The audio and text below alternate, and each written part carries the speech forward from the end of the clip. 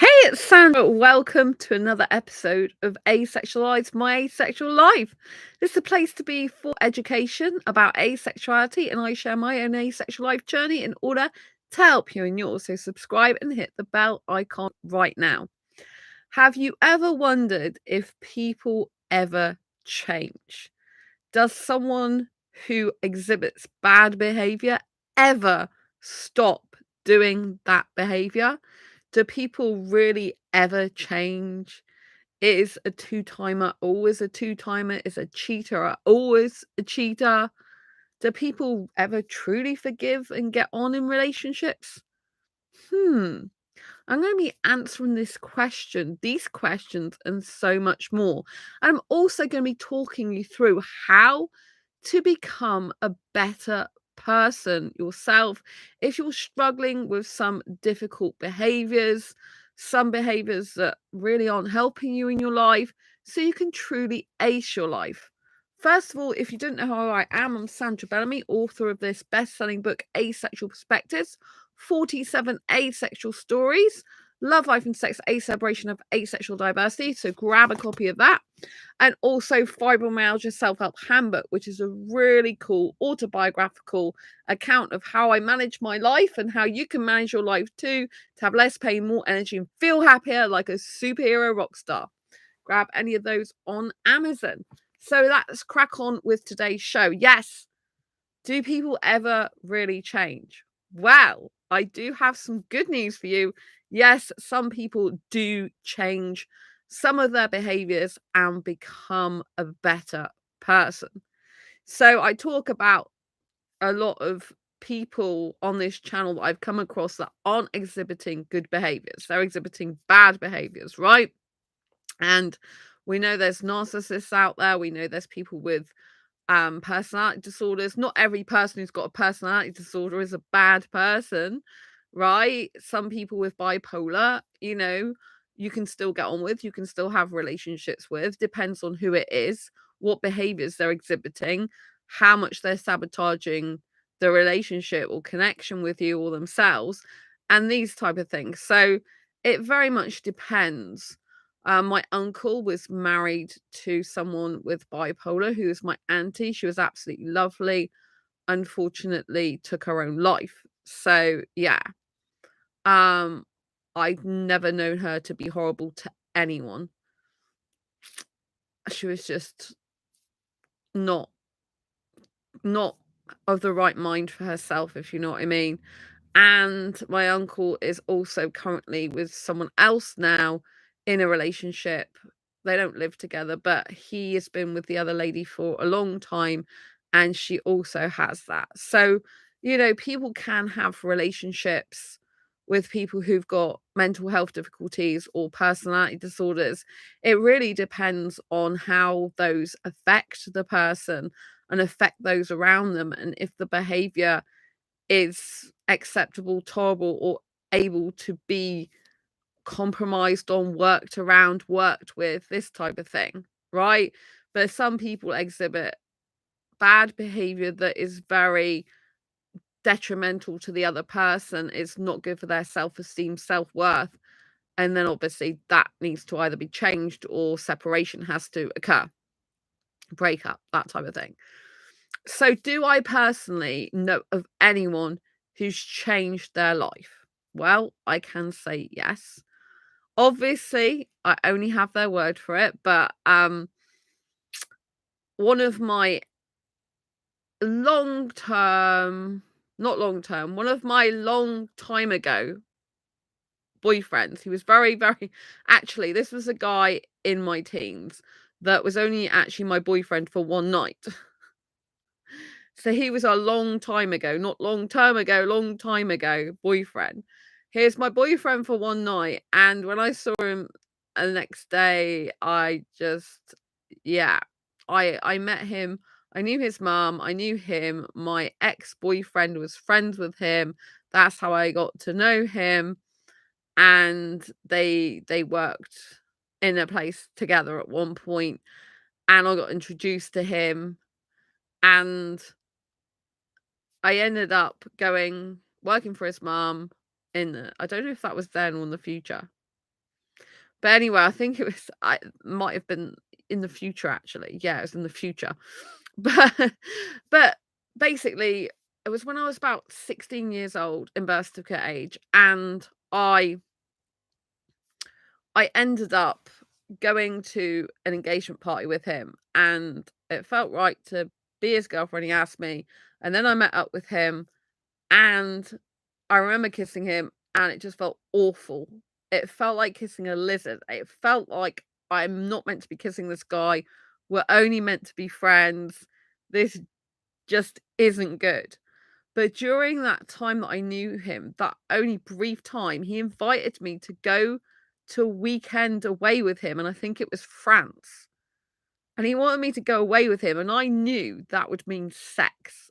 And I didn't even want sex, you know? So even though I didn't know I was asexual back then, I wasn't interested in sex in a relationship. And I knew that going away for a weekend meant people have sex together, right? I had been in heterosexual relationships before, a number of them.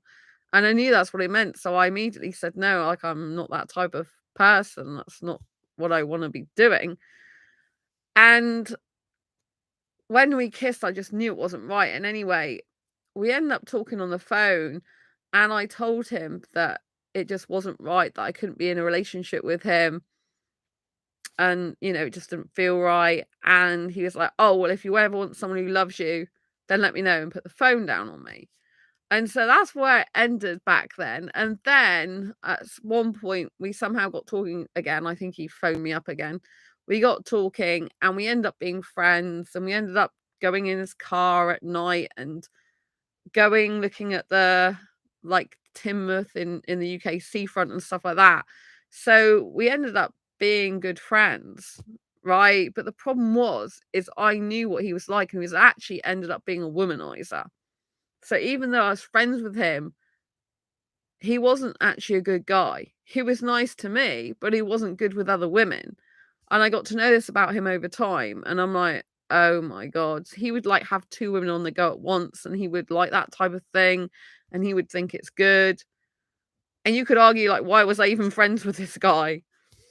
But you know, people have different standards at different times in their life, and also you can't change the behavior of someone else. They've got to change it themselves, which is a very important thing in this video. They've got to change it themselves.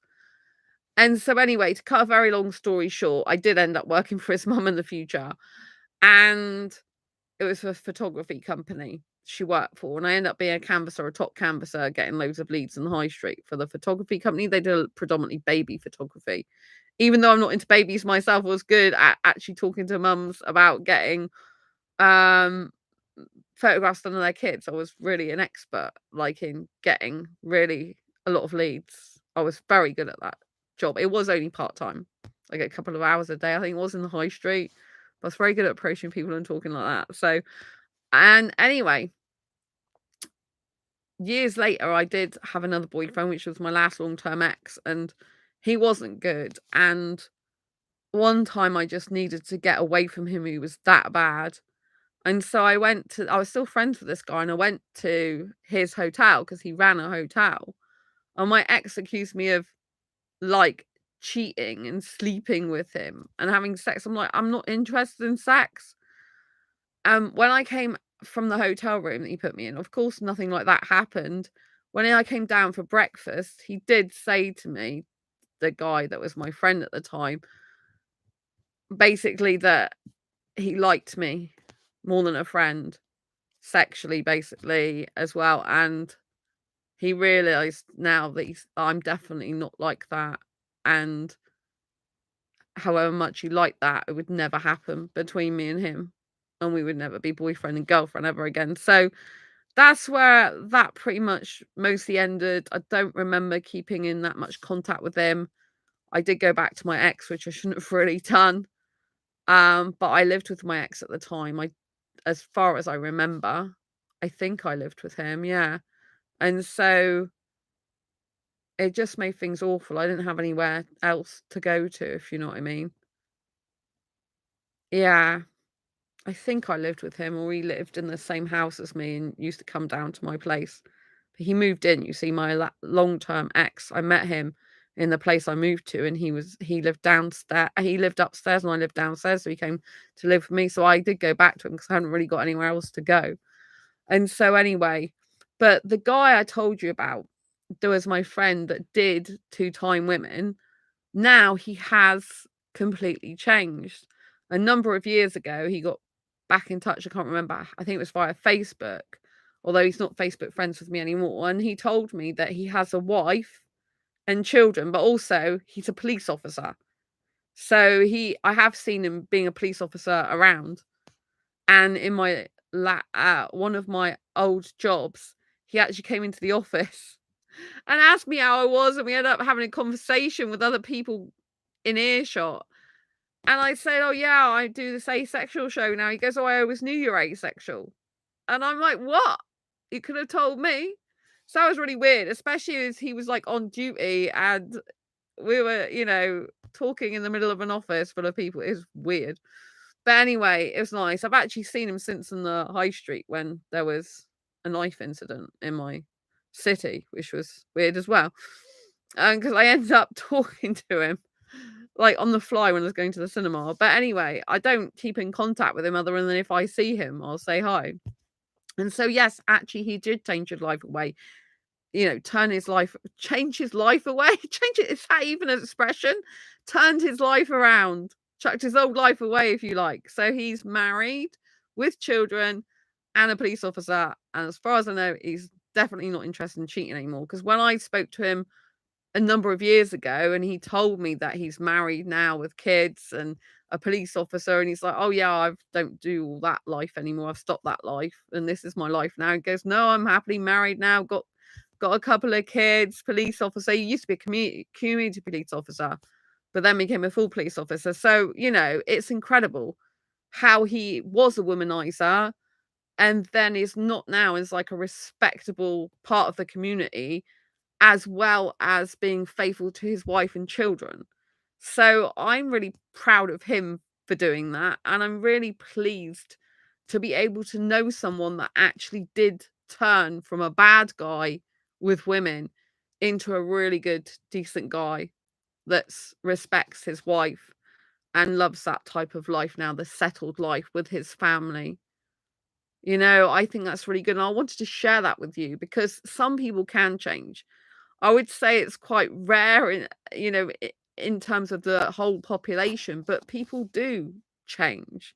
If no one changed, then there wouldn't be so many stories of people changing. Obviously, some people might be faking it and just lying, but if people have got some sort of evidence and you can tell through their words they've changed and their actions over a long sustained period of time, then you kind of know. And if someone always thought, it's good to cheat, and then all of a sudden they're like, "No, I don't do that type of thing anymore," then, and then they don't smirk or they don't smile when they're saying that, I just instantly say that because it's like what comes naturally now to them, then, really the change is true. Going back to other changes, I was friends with a girl and her parents, they were like neighbors not far from where I lived as a child growing up.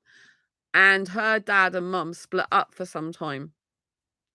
And the reason for it was because he had a job that came before her mum.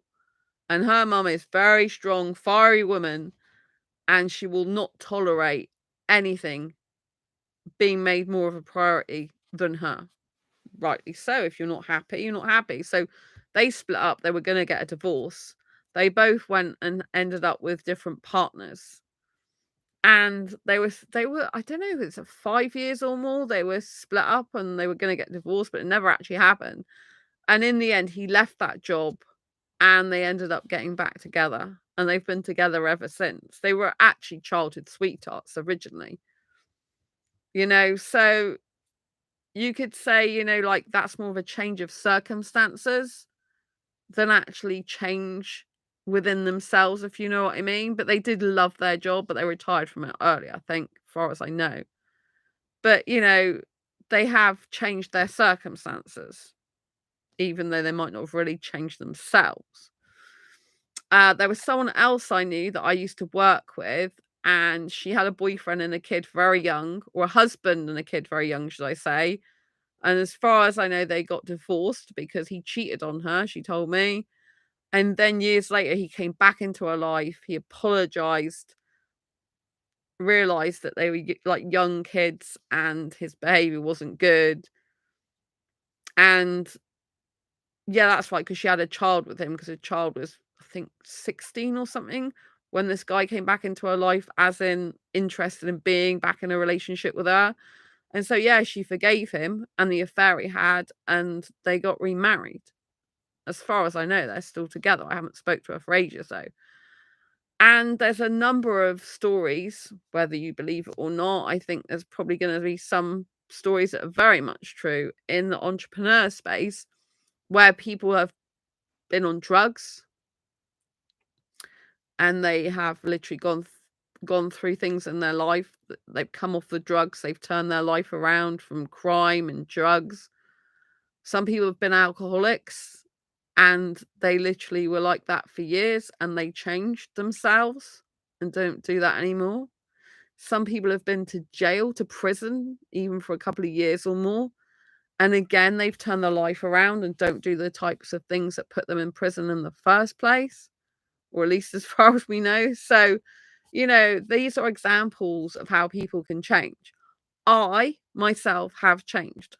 I had some behaviors years ago that I don't think were good behaviors. I know why I was like that because of all the trauma I had in childhood and also, in throughout relationships. I've had a lot of difficult, abusive relationships. And was bullied and all sorts of stuff. And there's a lot of reasons that I could go into why I was like the way I was. But there came a point in my life when I split with my last long-term ex. I thought these behaviors are just no good and I need to get rid of them. I need to work on them and realize they're not right. But this also means not getting into a wrong relationship again, because some of these behaviors were as a coping mechanism, a surviving mechanism for being able to cope being in an abusive relationship. And so I don't blame myself for what I did at the time, how I was at the time, because I did the best I could at the time with the resources I had. However, I knew the behaviors I had to change. And so I have worked really hard on changing them. I mean, I've changed my dietary habits. I mean, at 15 years old, I was told I was allergic to sugar by a homeopath. I took absolutely no notice. 3 years later, when I was 19 and birth certificate age, I just went to a part-time job, 3 hours a day. I was absolutely knackered. I had, like, tummy pains, like, heavy head. I used to go to sleep after a 3-hour job. I just couldn't cope, and it was the sugar.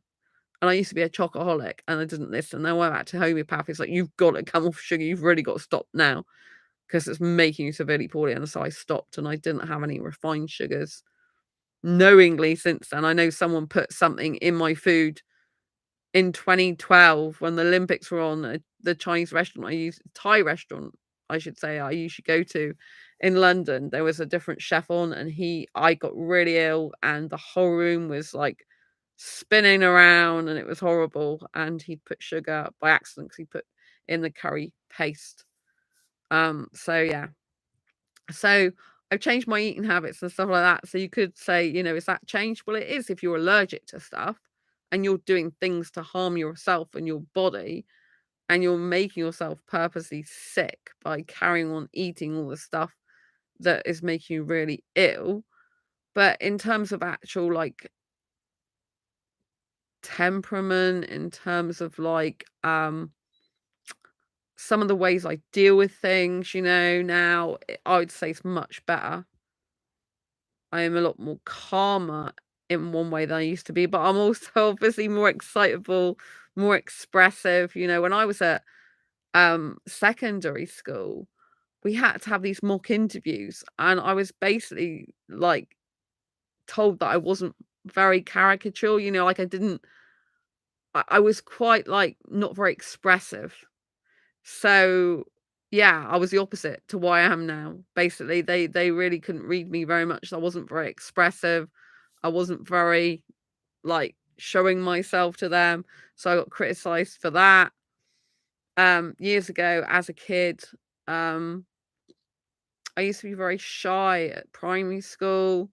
I changed myself to become extroverted, outgoing, outspoken, loud and bubbly because I realized that that type of person is what I wanted to be because I was miserable as a shy, introverted, lonely girl as well. It just made me so lonely and depressed being that way, and I didn't wanna be that way.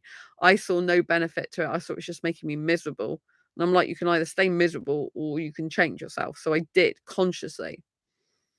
So, yeah, this is the thing.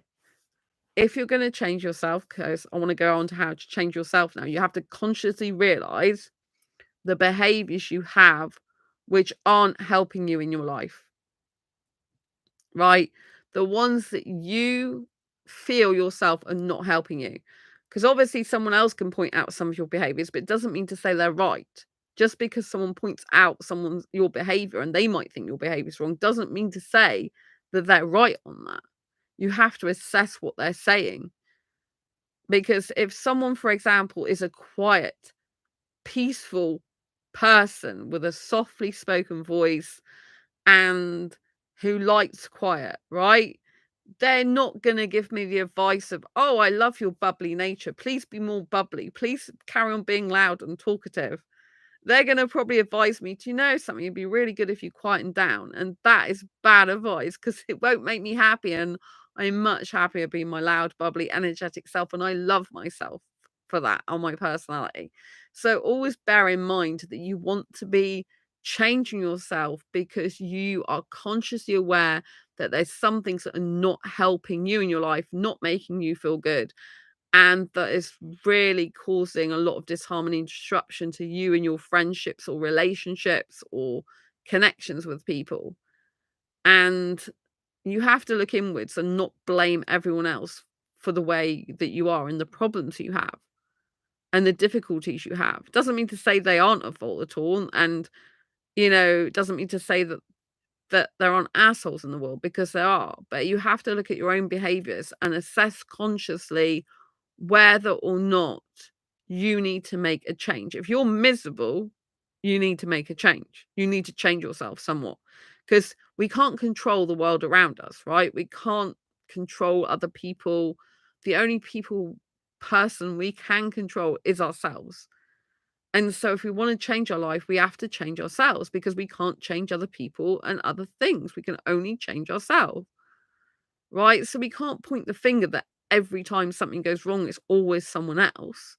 We have to look within us and say, okay, if I was if I was in the other person's shoes and I was speaking to me like you speak to me yourself, how would I feel?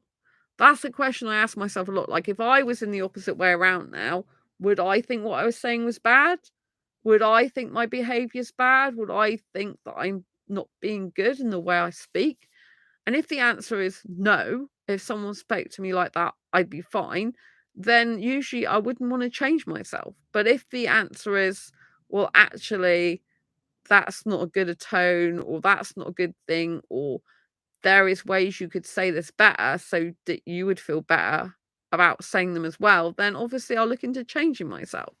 So it depends what it is, but I'm think it's better to have a mindset where you're willing, able, and consciously changing yourself in increments throughout your life to become a better version of you, to become your better self.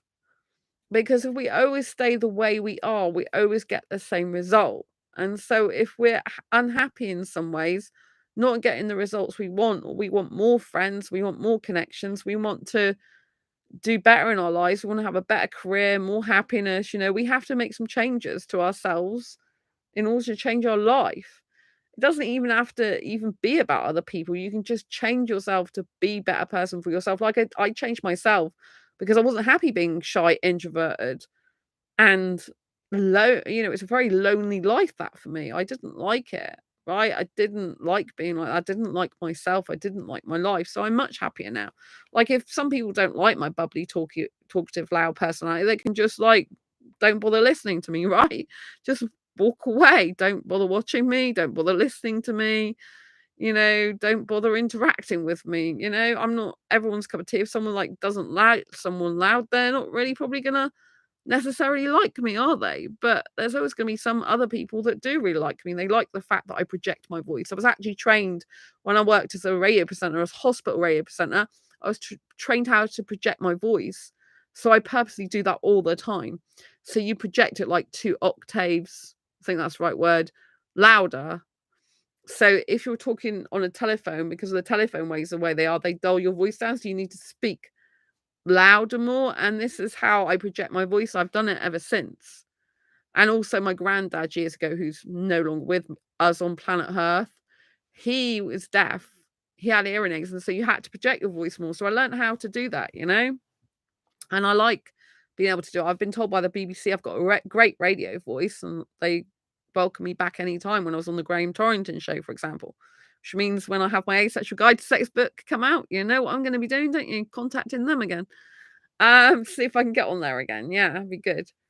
So yeah.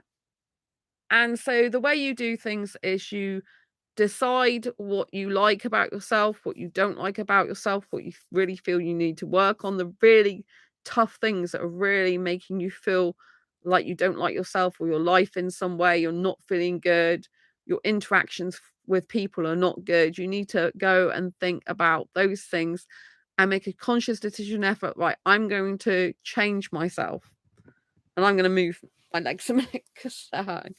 So I'm going to make a conscious decision to move and change myself, change my position. There we go.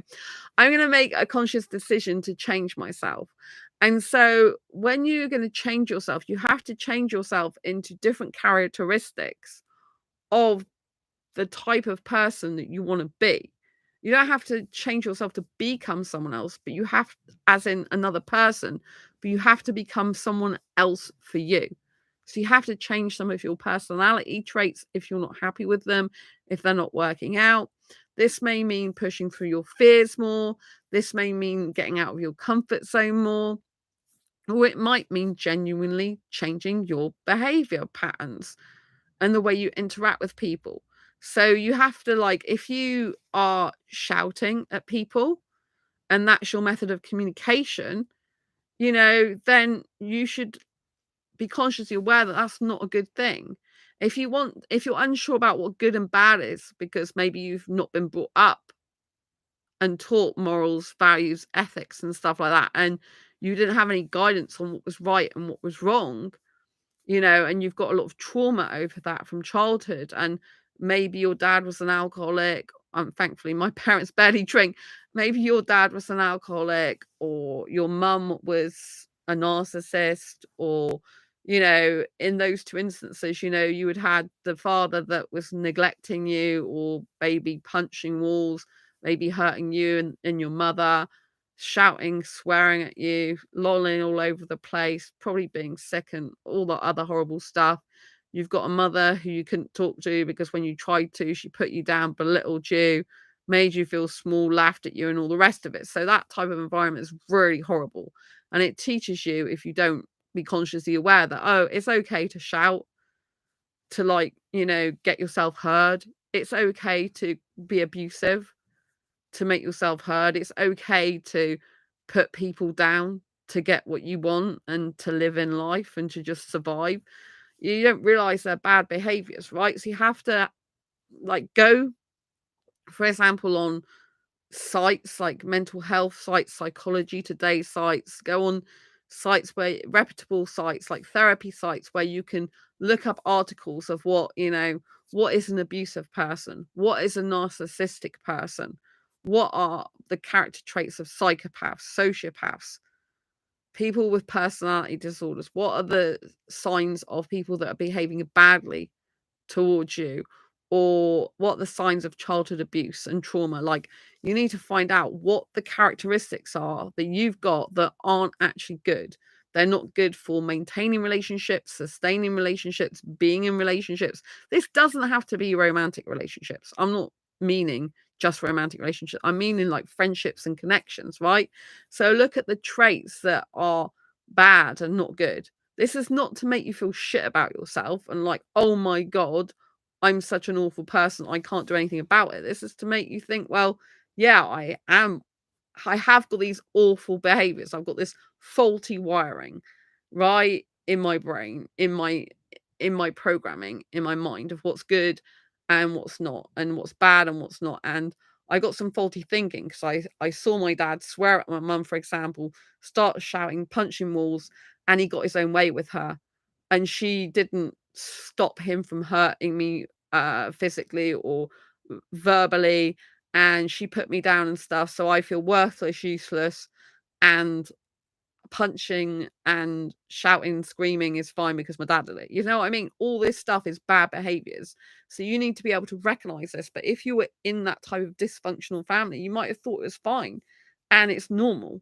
If your family was liars and maybe they shoplifting and stuff like this, and you're brought up that, oh, you can shoplift and take what you want and get away with it time after time, then you're going to be thinking, oh, well, that's nothing. It's not really a crime, is it? I can just do it. My family have done it for generations, or they've done it for years. Like, it's fine, So, when you see bad behavior and you think it's normal, when it's not, you're programming your brain to think something's normal when it's actually not, and you won't think you're doing anything wrong, right? So you've got to go and find out what is the truth, because you weren't taught the truth as a kid in a dysfunctional family.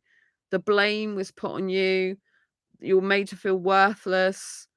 Your self-esteem was lowered.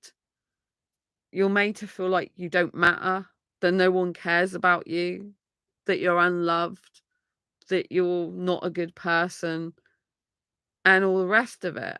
And it's like, no, you were lovable. You were worthy of being in life. You were worthy of being listened to, respected, talked to properly, communicated with effectively. These people were just very dysfunctional. But until you realize there's dysfunction and the problems with that and the bad behaviors that come with that and the bad characteristics, and maybe just the difficulties it's caused you and your low self-esteem and your lower self-worth, until you realize that and you stop this dysfunction within your family, as in it stops with you, as in you realize it's wrong and you do something about it, then it's all just carry on and on and on.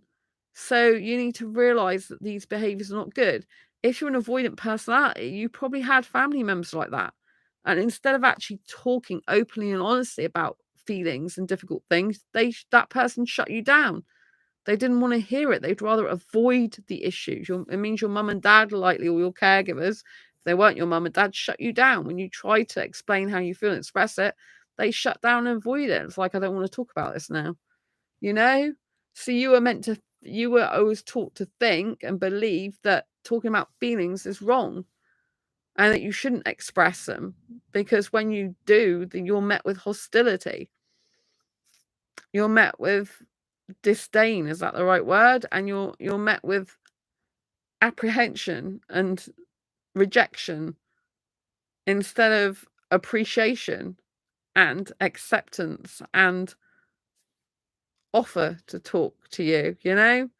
It's very much a pushing away energy, closed off energy, instead of open and honest, loving. If someone is in a loving family, the family will be supportive. They'll be encouraging you in your dreams. They'll be cheering you on. They'll be spending quality time with you. They'll want to get to know you as a person. They'll care about what happens to you, not from a possessive, controlling way, but from I want to understand my daughter or my son or whatever gender you are. I want to understand that person. I want to talk to that person, know what's going on in their life, not from I'm trying to control, but from let's talk about what's happening in your life. That's so good, isn't it? How did you do that? What did you get on to doing? How are you progressing? That's amazing. They'll cheer you on. If something doesn't work out, they won't blame you saying, oh, I told you so. It'll be like, "I'm really sorry that didn't work out, but, I think you're amazing anyway, and I'm sure you'll achieve other things in your life. I'm sure you're as I know you're great in lots of other aspects, so I'm sorry that didn't work out, but, you're still amazing, and I want you to know I'm here to support you and in your new life adventures," and stuff like that. Loving families, they care about each other, they're kind to each other, they depend in a good way with each other, but they're also independent, and they have kind and caring words for each other. They show appreciation, they show a good level of involvement, and they show that you matter, that you are worthy, that you are loved, and that you are cared for and cherished, and that you're not a bad person. So always understand that a lot of the issues and difficulties you have in your life stem from childhood trauma, as well as it can be trauma going on in your teens or, later in life as well. It stems from trauma. And these traumas make us behave in certain ways. And we can't help the fact those things have now happened to us, but we can help ourselves in order to deal with them going forward, as in, do we need to change our own behavior? Because you're never going to be able to have a serious, committed, loving, caring relationship, for example, or an intimate friendship, unless you can open up to the person, share your emotions, share your feelings with each other, and without judgment as much as possible, and also with complete and utter honesty, and be there for one another, you know? So if you see that, oh, I do temper tantrums, I shout sometimes, or you're the opposite and you just don't want to deal with things, you have feelings and you bottle them up, you suppress and repress, you won't let your feelings and emotions out, you think it's bad and wrong, and you think it's you're going to be punished if you do. You need to know that these are faulty thinking and faulty behaviors that can be changed. Notice I'm saying the word faulty, because faulty things can be repaired or replaced, you know? So it doesn't mean to say you're doomed forever, but you do need to make a conscious effort to change yourself. So think of the characteristics you want instead. So if think about yourself on the receiving end. Like, do you like being showered at? Do you like being screamed at? Do you like being verbally put down? If you don't like these things, then don't do them to other people. And look for evidence, like on sites, blog sites, articles, like on Psychology Today and stuff like that. Look about what it takes to be a good person, to improve your life, to be a better person, to be happier, to be healthier in your mind. When I wanted to change myself from introvert to extrovert, I had to look like, what do I believe are the characteristics of an extrovert? It doesn't matter what other people behave. What do I believe? And it was like, well, I believe an extrovert is talkative, bubbly, outgoing, loud, and approaches people, engages in conversations, starts conversations, mingles with different types of people, goes out because they're outgoing, you know, um, likes being around people, likes going out and about. But that's not how my mindset used to be. Like, I didn't used to like being in groups. I used to be quite social recluse. I used to be on my own a lot, didn't have many friends, couldn't really make friends easily because or even talk to people easily who I didn't know already for a long time, you know? I could never be in a group of strangers. And now I'm like the opposite. Like, I can go to like the 20s, 30s meetup group and I don't know a lot of them there. So I can mix with strangers, and I can go to other meetup groups. I don't even know anyone as well. Though I haven't done that for a while, you know? I like the 20s to 30s group, they're cool. So yeah, I think you've got to fundamentally realize what behaviors you have that are bad. I don't think every single behavior of yours is bad, because it's not, but also don't think every single behavior of yours is good. Don't think that all the time everyone else has to change and you never do. If you're always saying, I can't change, well, it's actually not true. People can change if they really want to. The problem is you don't want to change, because if you did want to change, you would change. You'd change your mindset, you'd change the way you do things, and you wouldn't let your mind take over. That's the whole point. You don't let your mind take over. You have to tell your mind what to do and to shut up sometimes. If your mind's going, do this, you have to say, thank you for telling me and sharing that with me. But I know that's not right for me. I know that's wrong for me. I know that's not good for me. So I'm not going to take that advice. Right? Sometimes we have dark thoughts. Sometimes we have negative thoughts. So if we acted on all of those, we probably wouldn't be where we are today. We might not even still be alive, right? So you have to understand that not all thoughts are good. Some thoughts are for self-protection, using survival modes when you're around people that were no good for you.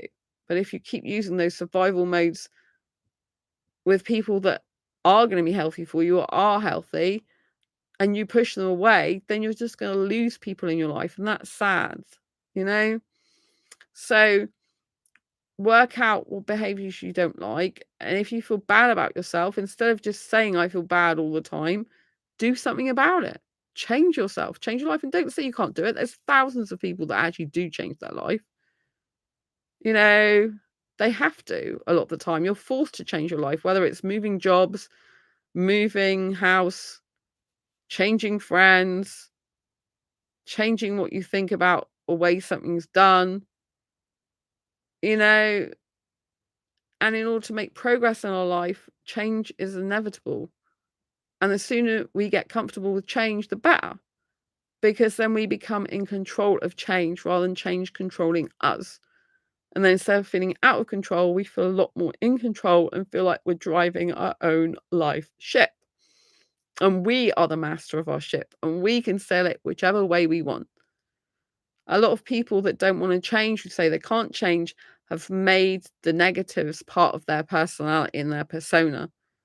So they become so comfortable. For example, in a depressed state, I was comfortable in a depressed state for years. So all I knew really was my way of coping and my way of life for years. I didn't know any different. It's only in 2012 when I went to a business seminar and I was diagnosed with fibro that year as well that my life completely changed. So my fibromyalgia disability pain, that actually cured me of depression, because I realized if I continue to talk negatively to myself, then I would end up in more physical pain and I would end up on crutches or in a wheelchair, which was a threat to my freedom I just didn't want. So I decided to stop talking negatively to myself in July 2012, when I've been doing it since a kid, since whenever I could remember. And it was that year I started my self-love journey. I went to a business seminar, so Tony Robbins live on stage, and he got us to change our state through movement and music. It was then that I was able to realize, about being the young teenager self I was always born to be. It was then that I had my wake-up call to being skilled and experienced and having a lot of things to offer the world that otherwise I didn't think or know about consciously. But business seminar was completely different to anything I'd ever done in my life before. 2012, that was my first business seminar, first introduction to entrepreneurship. Entrepreneurship isn't about money for me. It's about changing your life. It's about taking risks, taking action, moving forward, pushing through your fears, barriers, beliefs, negative beliefs I'm talking about, and actually conquering things, doing things you never felt you'd ever do in your life or you never felt was possible for you. And, if you look up the word entrepreneurship, you'll notice in those definitions is risk taker, someone who takes risks. And you're doing that multiple times in your life. Changing is, you could argue, risky, but not changing is riskier if you're miserable. Right? So you need to realize your misery, and instead of allowing your brain to keep you in that misery state, you need to get out of it. The way you get out of it is by doing the opposite of what you're doing now. So if you've got negative thoughts and you're feeling really down and depressed, you need to start injecting yourself with happiness, like happy things that you watch, happy things that you listen to, happy things that you read. Whenever I watch films, the majority of the time there's a commonality, and that is people achieving their dreams. They have a lot of hardships to go through, and eventually they so determined to succeed. They learn some lessons on the way, and they make some changes, and then they succeed and live happily ever after, basically. And that's how I like to be in my life, you know? We can allow our brains to take over us for the worst, or we can allow ourselves to retrain our brain to help us better. You know, you don't want to let your negative brain take over you. But some people do get very comfortable with being depressed. I was comfortable. So it may sound a really weird, maybe even horrible thing to say, because depression isn't good at all. But I realized that I was so used to being that way. It was part of my being and state. I couldn't even imagine not being depressed. How depressing is that? It's crazy. But I've even got a friend who I've talked to about this, and they realized from talking to me that, you know, that that was what was happening with them. They were comfortable with their depression. In some way, it serves a purpose, you know? So, and if the thing that you're comfortable with is making your life worse, or keeping it bad, or keeping you miserable, keeping you sad, keeping you lonely, feeling unworthy, you need to change that, because obviously it's doing you no good. If it's something you're comfortable with, maybe that other people wouldn't be, but it's still making you happy, that's okay. Like, I've got fibromyalgia. I don't wish to go around getting loads of people to try and help me to change that and not have the condition anymore. I'm used to managing it, and I'm ace fibro girl, and my pain is my power, and I'm the happiest I've ever been, to be honest.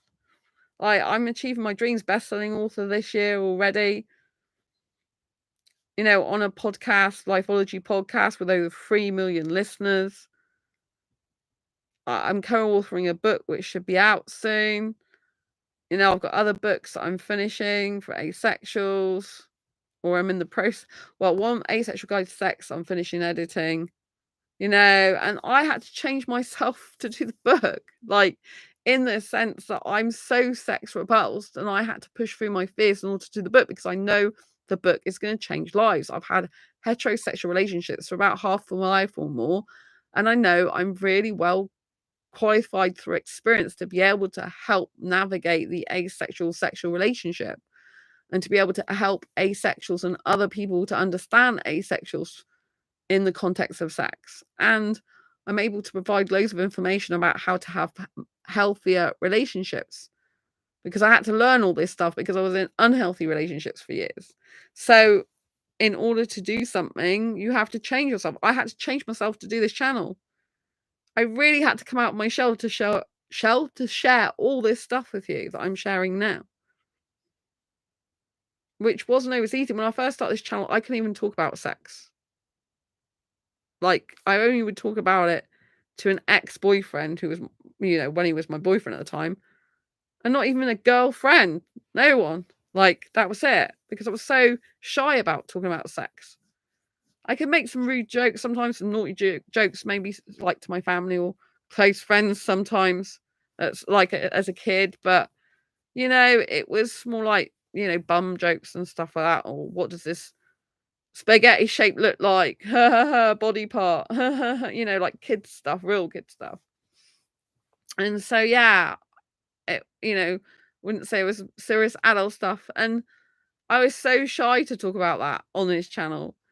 And masturbation, I never used to do that. And talking about that, I was like, oh my God, do I really have to talk about this on my channel? But I push through my fears and boundaries personally to do it, because I know that you need this information. I know it will help you to share my own asexual life journey for you in yours, And so this requires me to get out of my comfort zone. It requires me to talk about things that are uncomfortable, that I, find really like, oh my God, I'm shy about that. It requires me to do that, it requires me to be vulnerable. It requires me to open up and put myself out there. And that isn't always easy to do.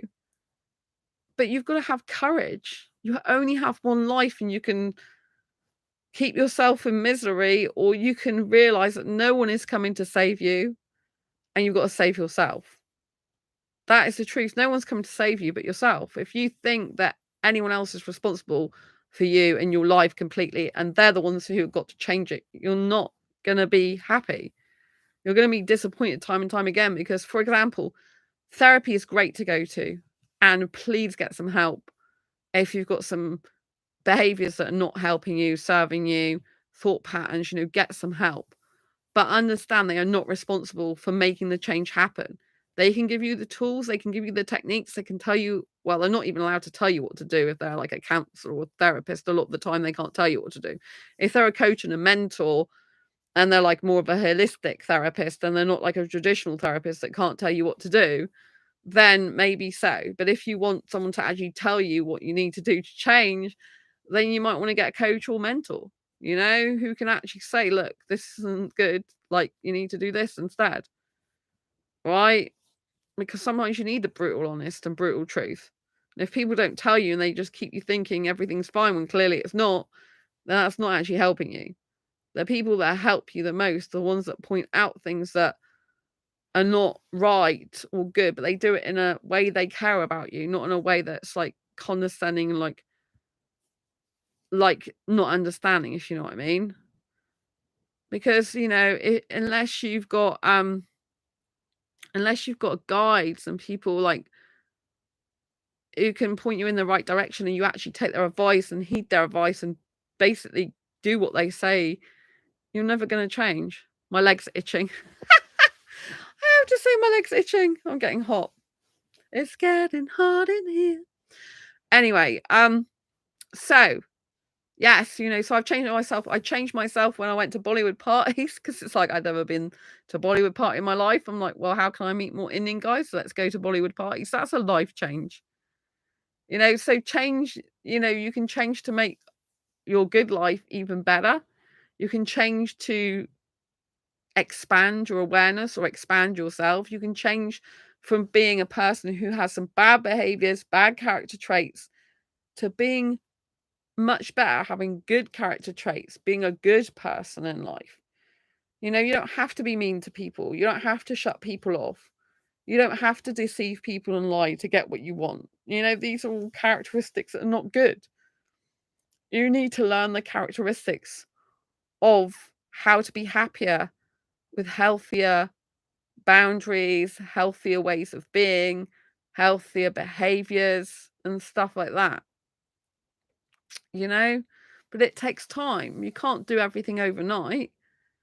I did, however, stop talking negatively to myself in July 2012, just like that. I realized it was like a great awakening that I hadn't had for years, that if I continued to talk negatively to myself, I would, in fact, increase my pain for fibro 10 times, and I would end up on crutches or in a wheelchair. And I'm just like, I'm not going there. So sometimes it takes a really big incident in your life to truly change your life. It takes some pain for you to gain insight into the fact you have to change yourself. I have come across some people like, I can't change. Well, if you keep telling yourself that, then that's the result you get. But I bet you have still changed somewhat in your life. I bet your circumstances have changed. I bet the way you react to some things change. I bet you have made changes in your life. I've come across some people that had a different life years ago. Sometimes they've gone from a really good or much better life in some ways to a worse one. Not everyone goes from a bad life to a good life, or some bad traits to good traits. Some people go from having a better life, a happier life, like they're more outgoing, they chat to more people, they're happier in their life, to actually being more withdrawn and socially excluded and actually more miserable.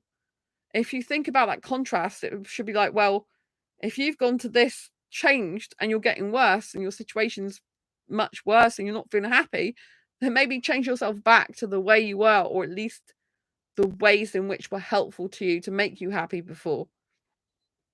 You don't need to change everything back, but if something was working, then you don't need to change it or fix it. As if something's not working and make you unhappy, that you need to change it. But if people have been in much better situations than the past and they're happier in their life, but now they're more miserable, then you've changed. You may have changed to become more miserable and change your life in a way that's not good for you or healthy, but you've still changed, which proves you can do it. It's evidence that you've changed before, so you can do it again. So the fact when someone says, I can't ever change, I can't do that, it's not actually true, is it? Because you've already done it once before, at least, or multiple times. And only you can change yourself, and you do have the power. You know, are you controlled by your mind, or do you control your mind? Because if we let it, our mind will completely control us. But sometimes we have to say, thank you for sharing and protecting me, but I'm actually going to go my own way in life and I'm not going to listen to you. I'm going to realize that I can do things, have self-belief, have courage. Courage is the ability to act in spite of fear, not without fear, and push forward to achieve your dreams. I hope you've helped. I hope you've helped. I hope you've helped me. I hope this has helped you. I hope I have helped you. I hope this video's helped you. If it has in any way, please give it a thumbs up. Don't forget to share it with someone who may benefit.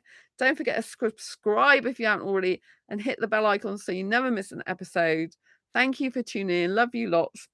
Give this video a thumbs up. And yeah, I'll see you soon. And put your comments down below, questions, and I'll endeavour to answer them as soon as possible. Take care. Bye.